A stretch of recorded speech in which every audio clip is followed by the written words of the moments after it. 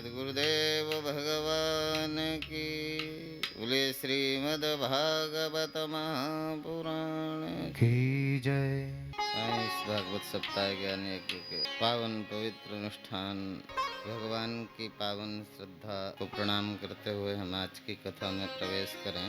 गजाननं भो गणादिसेवितं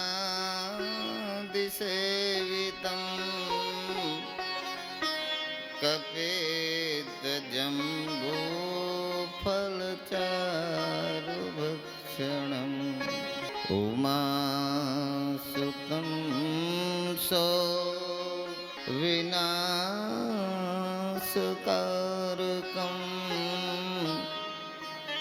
नमामि विघ्नेश्वरपादपङ्कजम्। गुरुर्ब्रह्मा गुरुर्विष्णु गुरुर्देव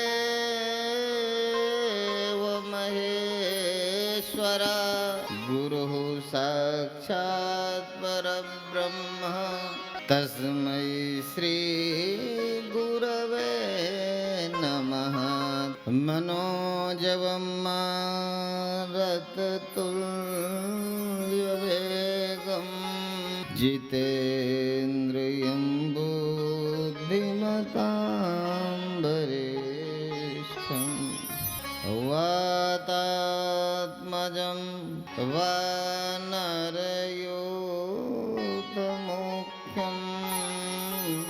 श्रीरामदूतं शरणं प्रपद्ये। मनोजवं मारुततुल्यवेगं जितेन्द्रियं बुद्धिमतां वरिष्ठं वातात्मजं वानरयूथमुख्यं श्रीरामदूतं शरणं प्रपद्ये।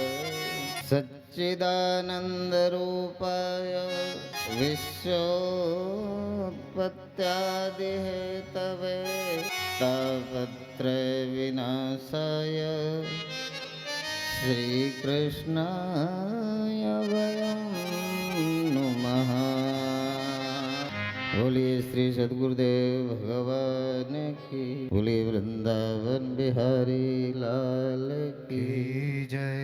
आए हम सब मिलकर पुराण पुरुष के स्तवन के साथ अपनी मनोवाणी को पवित्र करते हुए आज के सप्ताह ज्ञान यज्ञ के पवित्र पावन अनुष्ठान में हम सब प्रवेश कर अपने जीवन को पुण्यमय बनाएं। इसके पूर्व अपनी मन और वाणी को पवित्र करते हुए अपने चित्त को भगवत कथा में समर्पित करें। हो मेरो राधा रमण गिरधारी, गिरधारी श्याम बनवारी। मेरो राधा रमण गिरधारी, गिरधारी श्याम बनवारी। मेरो राधा गिरधारी, गिरधारी श्याम बनवारी। मेरो राधा रमण गिरधारी, मेरो राधा रमण गिरधारी। ओ प्यारो राधा रमण गिरधारी, प्यारो राधा रमण गिरधारी। मेरो राधा रमण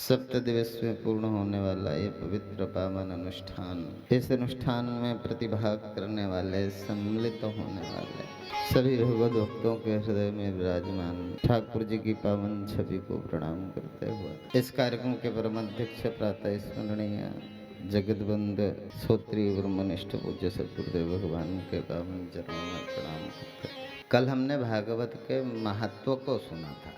यूँ तो उसे भागवत महात्मा कहते हैं, पर महत्व है भागवत का महत्व। चूँकि हम मनुष्य हैं, बिना किसी महत्व का जब तक कोई लाभ ना हो तो जल्दी मन तैयार नहीं होता। तो भागवत में बताया था कल कि पंच महापाप, 5 महापाप याद ही होंगे। 9 याद हों तो जरूरत के याद होने चाहिए, जो नहीं करना है वो याद होना चाहिए। जैसे चोरी पाप है, नहीं करनी। वो चोरी, सोना की चोरी तो महापाप है, पर चोरी कोई भी वो है तो पाप है।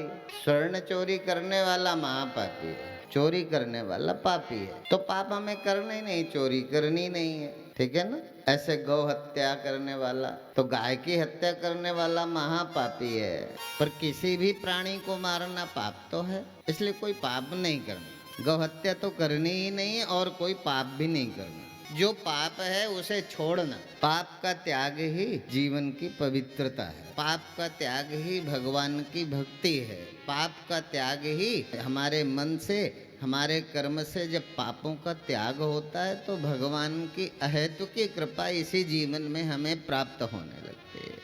वो करुणा वरुणालय हैं, अकारण करुणा करने वाले हैं। आपको भगवान गीता आती है, नहीं आती, भागवत पढ़ सकते हो, नहीं पढ़ सकते हो, आपको बहुत पंडितों की तरह मंत्र नहीं आते तो भी चलेगा, पर जितना हम, जब हमारा मन पवित्र होगा, जब कर्म हमारा पवित्र होगा, तो हमारे ही अंदर बैठा हुआ परमात्मा जो आज खोया खोया सा लगता है वृंदावन जाएंगे तो मिल जाएगा, हरिद्वार जाएंगे, तीर्थों में जाके खोजते हैं उसे, पर घट घट में हरजू बसो संतन के वो पुकार। अपने हृदय में बैठा हुआ परमात्मा सारे संसार में खोज रहे हैं। जैसे हृदय में नहीं मिला, ऐसे वृंदावन में भी अभी कहाँ मिला हमें परमात्मा। अभी हम हरिद्वार गए तो मिला क्या? बहुत लोग हरिद्वार गए होंगे, बहुत लोग वृंदावन गए होंगे। जो वृंदावन गए हैं, हरिद्वार गए हैं, या किसी मंदिर या तीर्थ में जाने वाले कोई भक्त, बताओ आपको मिला है परमात्मा?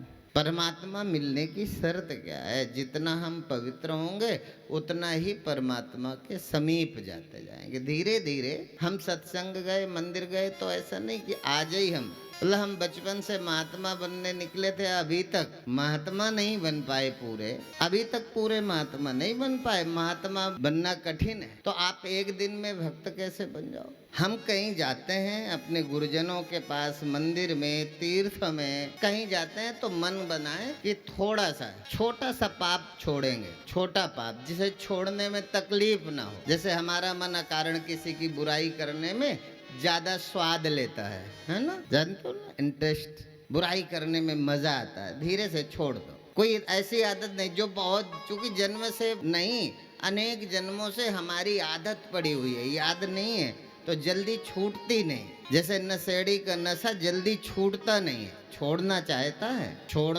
है पर छूटता ही नहीं। ऐसे ही जो हमारे जन्मों जन्मों से जो संस्कार बन गए हैं, जो आदत पड़ गई है, उनको एक साथ छोड़ना कठिन है। पर जिंदगी में जितने बार मंदिर जाते हो, जितने बार गुरुओं के दर्शन करते हो, जितने बार किसी शुभ कर्म में, यज्ञ में बैठते हो, तो उसकी फलश्रुति है कि कोई छोटी सी बुरी आदत छोड़, आज ये छोड़ दी, कल ये छोड़ दी, मतलब न छोड़ने से एक छोड़ी, थोड़ा तो माइनस हुआ ना, बुरा कर्म थोड़ा माइनस हो गया, दूसरी बार जाएंगे कहीं फिर एक छोड़ देंगे। धीरे धीरे इसी जन्म में आपका चित्त पवित्र हो जाएगा, आपका मन पवित्र हो जाएगा। धीरे धीरे हम प्रयास करते रहेंगे, काम बन जाएगा।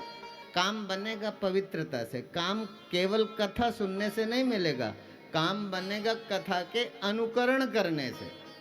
कथा तो आप जन्म भर सुनते रहो और न जाने कितने जन्म ले लेना कथा सुनने के लिए, पर जब तक कथा, इसलिए कथा सुनने भर के लिए नहीं, श्रोतव्यो मंतव्यो निधिध्यासितव्य, श्रवण मनन और निधिध्यासन। जो सुन रहे हो उसको आचरण में आना चाहिए। बिना आचरण के सुनी हुई कथा किसी काम आने वाली नहीं है। हम कथा सुने तो कथा में क्या है, कथा में और उपदेश क्या है? कथा में कोई भगवान कृष्ण के वंशानुचरित की कथा करके किसी भी परीक्षित का कल्याण होता तो चतुर्थ श्लोकी भागवत में किसी की वंशावली का वर्णन क्यों नहीं है? वंशावली का वर्णन तो भगवान वेद व्यास जी ने किया, क्योंकि हमें वंशानुचरित से प्यार है, प्रेम है। हम रिश्तों को, संबंधों के कर्तव्यों को जानते हैं, तो सहज हमारी रुचि हो, इसलिए। नहीं तो ज्यादा कोई वंशानुचरित की जरूरत ही नहीं है। जरूरत है कि धीरे धीरे हम पवित्र कैसे बने, हमारा मन निर्वैर कैसे हो। जब हमारा मन ईर्षा द्वेष राग द्वेष युक्त है, जब हमारा मन राग द्वेष का त्याग करे, त्याग करने को तैयार, न राग न द्वेष, किसी नाल राग नहीं, किसी नाल द्वेष नहीं। आत्मा आनंद मेरो, कोई भी कलेश नहीं। मेरा आत्मा स्वरूप आनंद स्वरूप है, उसमें कोई भी कष्ट नहीं है, क्लेश नहीं है, और किसी से मेरा राग और द्वेष नहीं। राग द्वेष वियुक्तस्तु विषयान इंद्रियश्चरण। फिर संसार में जो भी करना है आप आराम से करो। आपको जो भगवान ने आंख दी है तो व्यर्थ तो नहीं दी। यदि आंख की कोई जरूरत न होती तो भगवान देता क्यों? ऐसे ही शरीर में सभी इंद्रियां और इंद्रियों सहित शरीर के सभी अंग जितने भी, अंगुली का अपना काम है, अंगूठे का अपना काम है, जीभ का अपना काम है ना। यदि ये इनका कोई उपयोगिता न होती, इनकी जरूरत न होती, तो भगवान कोई पागल तो थे नहीं कि बना के बेच। शरीर का एक एक अंग हमारे काम का है, तो जो जिस लिए भगवान ने बनाया है, बस इसका उपयोग हम भूल गए। इसका जहाँ जितना जब प्रयोग करना चाहिए उससे अधिक करते हैं। इसलिए हम काम, क्रोध, लोभ, मोह, मद, मत्सर, अहंकार। जब कल धुंधकारी की कथा हुई तो यही तो सुनाया। इसलिए भागवत का महात्मा भी यही है। इसलिए सूत जी महाराज ने कहा तुम पुराण की शरण में जाओ। भागवत महापुराण की शरण में जाने से क्या होगा? तो बोले पूरा अभिनवम पुराण। तुम्हें लगता है भागवत भगवान वेद व्यास जी ने लिखी है, पुरानी है, हम तो आज इस दुनिया में पैदा हुए हैं। तो बोले इससे कोई सोचने की बात ही नहीं, तुम आज पैदा हुए हो। पुराण भले बहुत पहले लिखा गया है, पर पूरा अभिनवम पुराणम, पुराना तो है, पर जब आप उसे ध्यान से सुनेंगे तो ऐसा लगेगा जैसे अभी और इसी समय के जीवन की व्याख्या की हुई है। आज के मनुष्य की कथा कर रहे हैं भगवान वेद व्यास जी। पुराना है पर सब कुछ सुनने में नया लगता है। ऐसा लगता है जैसे आज ये आचरण मनुष्य कर रहा है। अब जैसे देखो, करिता कण लोभे न गेहे गेहे जने जने। पहले ऐसे आचार्य और भागवताचार्य नहीं होते थे, तब भगवान वेद व्यास जी ने लिखा कि कलयुग में ऐसे भी कथाकार पैदा हो जाएंगे जो थोड़े थोड़े धन के लिए घर घर जाकर के कथा करेंगे। कारिता कण लोभे न, थोड़े से पैसे के लिए घर घर में कथा करेंगे। तो अब ये नई बात है कि नहीं? कब लिखी गई थी और आज उसको देखो बिल्कुल सत्य। भागवत की सत्यता का संगति तो बिठाओ आप। भागवत में कितना सत्य लिखा है। कब द्वैपायन वेद व्यास जी ने भागवत लिखी थी और तब जान गए थे कि जब आगे पंडित पैदा होंगे, पंडित माने जो कथाकार पैदा होंगे वो ऐसे होंगे, पहले ही सोच के लिख दिया। तो कहते हैं दूसरा क्या, पुराणम आख्यानम पुराणम। ऐसे नहीं, ऐसा लगेगा कि जैसे आंखों देखे हुए वृत्त का वर्णन कर रहा है कोई व्यास। जब किसी संत के मुखश्री से किसी ग्रंथ की परिभाषा की जाती है, जिन्हें गुरु की कृपा प्राप्त है, ऐसे जब संत व्यासपीठ पर बैठ करके भागवत की व्याख्या करते हैं तो ऐसा लगता है जैसे आंखों देखे हुए वृत्त को, ऐसा लगता है जैसे मेरे मन की बात कोई कर रहा है बैठ के। ऐसा लगता है जैसे इन्होंने मेरे मन को देख रखा है, मेरे मन को देख रखा है। देखे हुए, आंखों देखे हुए वृत्त का वर्णन। त्वमादिदेवा पुरुषः पुराण त्वमस्य विश्वस्य परम निधानम वेतास वेद्यम च परम च धाम त्वया ततम विश्वमनंत रूप। ऐसे अनंत रूप परम पिता परमात्मा का ही स्मरण करते हुए अपने चित्त को भागवत भगवान में समर्पित करके श्रवण करने की जरूरत। ये बुद्धिमानों के लिए नहीं है, कथा में बैठना तो बुद्धिमान नहीं, यहाँ तो श्रद्धावानों की जगह है। जो भगवान पर श्रद्धा करते हैं उन्हें फल मिलता है, तर्क करने वालों को नहीं मिलता। समझने के लिए तर्क करना और चालाकी पूर्ण ढंग से तर्क करना, समझने के लिए तर्क करना ये तो प्रश्न है, समझने के लिए तर्क करना, समझने के लिए प्रश्न करना, ये तो भागवत की परिशुद्धता है, पवित्रता है। पर यदि आप क्रिटिसाइज करते हैं, केवल अपने धर्म के उपहास के लिए कोई बात करते हैं, इसलिए धीरे धीरे अपने मन को पवित्र करना। भागवत में 4 अक्षर हैं, भाव प्रकाशे चिदानंदे, अर्थात जिसमें भगवान सच्चिदानंद के स्वरूप का प्रकाश हो।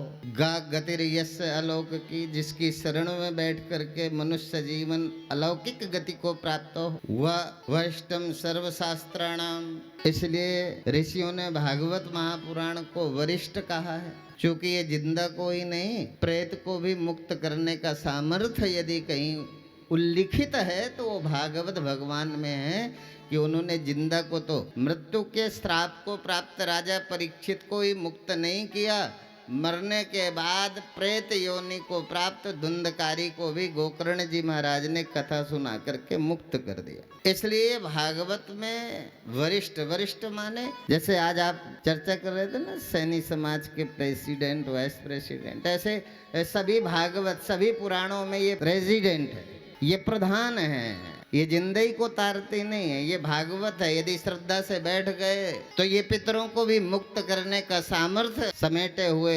जब भागवत के हृदय गुह में उतर कर कोई व्यास अपने गुरु की कृपा से बोलता है तो निश्चित रूप से भक्तों का कल्याण होता है। तातरणी भूति भवारण में संसार सागर से पार जाने के लिए ऐसी सुंदर नौका है जहाँ बैठ जाने के बाद फिर मौत नहीं होती, फिर व्यक्ति डूबता नहीं है। इसलिए श्रीमद् भागवत महापुराण के कहने की विधा 7 प्रकार से भगवान वेद व्यास जी ने उल्लिखित की और का स्कंदे अध्याय प्रकरणे श्लोके वाक्य पद अक्षरे, वाक्य पद अक्षर स्कंद और अध्याय सप्तध विभजन रथम श्रीमद् भागवतम बदे, ये 7 प्रकार की विधा भगवान वेद व्यास जी ने हमको बताया। भागवत कैसे, बोले किस स्कंद की कथा है, अर्थात इस भागवत महापुराण में कुल कितने स्कंद हैं। कोई आपसे पूछे तो आप क्या बताएं, तो बोले हमारे भागवत महापुराण में 12 स्कंद हैं। अध्याय कितने हैं, तो बोले 335 अध्याय हैं। प्रकरण, श्लोक, वाक्य, पद, अक्षर, ये सप्ताह श्रवण का लाभ है। और इस भागवत महापुराण में 335 अध्याय के साथ ही 18,000 श्लोकों में वर्णित श्रीमद् भागवत महापुराण इस 7 दिनों में हृदय में बैठे हुए मानस में बार बार जिस ठाकुर जी का स्मरण होता है, उसकी प्रतिमा को खड़ा कर देने का सामर्थ्य, उसका दर्शन करा देने का सामर्थ्य इस भागवत में है। भागवत सुननी क्यों है, बोले विद्यते हृदय ग्रंथि छिद्यन्ते सर्व संशय क्षीयन्ते चास्य कर्माणि सप्ताह श्रवणे कृते।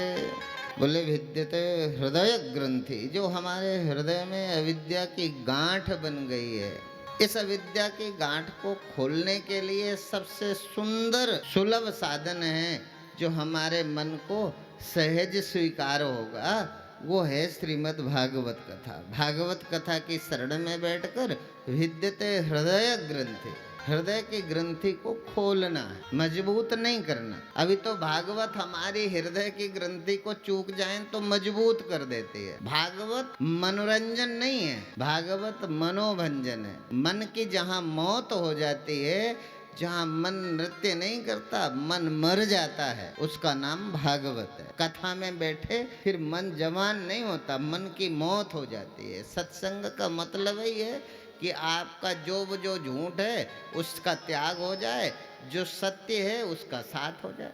सत्संग का अर्थ है सत्य का साथ। सत्य के साथ में सत्य वह है, सत्य वह है जो बिन से नहीं, सत्य वो है जो मरता नहीं है। और अभी हमारा मन